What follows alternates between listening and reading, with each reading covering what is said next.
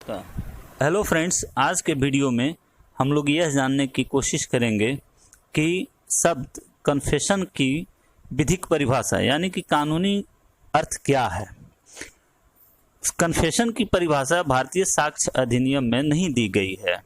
इसको जो sir Stephen ने परिभाषित किया था अपने digest of law of evidence में, उसमें उन्होंने उनके मतानुसार कन्फेशन की परिभाषा निम्नलिखित है जो आपके सामने स्क्रीन पर नजर आ रही है।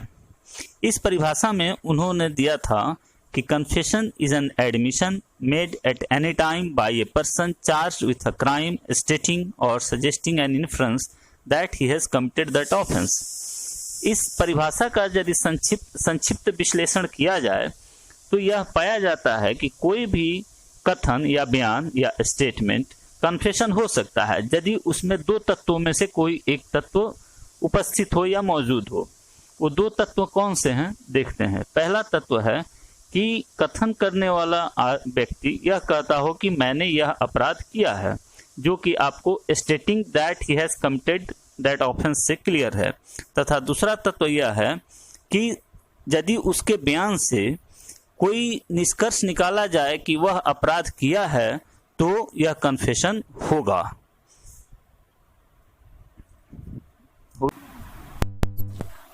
यह परिभाषा सर स्टीफन द्वारा दी गई यह परिभाषा 1939 तक प्रचलन में रहा, लेकिन जब इस परिभाषा के आधार पर पकला नारायण स्वामी के बाद में अभियोजन द्वारा अभियुक्त की कन्विक्शन की प्रयास की गई तो पकला नारायण स्वामी के बाद में प्रिवी काउंसिल द्वारा इस परिभाषा को न मानते हुए प्रिवी काउंसिल ने अपनी एक परिभाषा दी जो आपके सामने थोड़ी देर में स्क्रीन पर आ जाएगी। उसके अनुसार a confession must either admit in terms the offence or at any rate substantially all the facts which constitute the offence.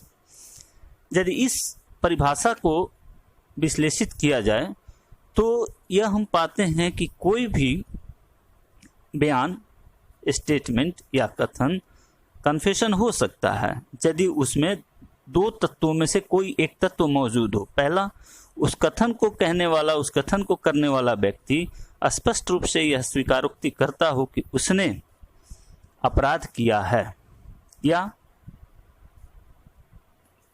अपराध गठित करने वाले सभी तथ्यों का उसने स्वीकारोक्ति किया है। यदि इन दोनों तत्वों में से कोई एक तत्व उस बयान में मौजूद हो तो उस स्टेटमेंट को हम कन्फेशन मानते हैं।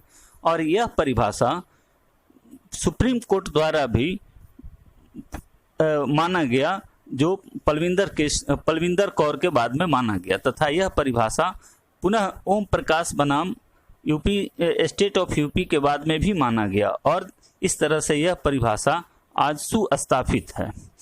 हम इन वादों के और इन दोनों परिभाषाओं के विश्लेषण से यह पाते हैं जो आज के समय में प्रचलित है तथा लागू भी है कि यदि कोई भी बयान में दो में से एक तत्व मौजूद हो तो उसे हम कन्फेशन कहेंगे।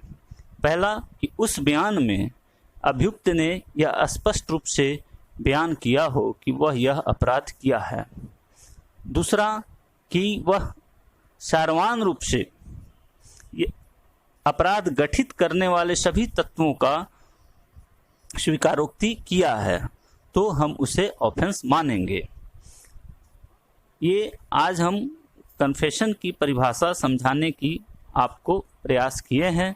यदि आपको कोई प्रश्न पूछना या कहना चाहते हैं तो आप कमेंट में पूछ सकते हैं, लिख सकते हैं। यदि इसमें कुछ इस वीडियो में कुछ सुधार की, कुछ बेहतर बनाने की सुझाव आपके पास हो तो उसे भी दे सकते हैं, उसे भी बता सकते हैं, शेयर कर सकते हैं। मेरे इस वीडियो को आप देखें और सब्सक्राइब करें और लाइक करें, शेयर करें। धन्यवाद।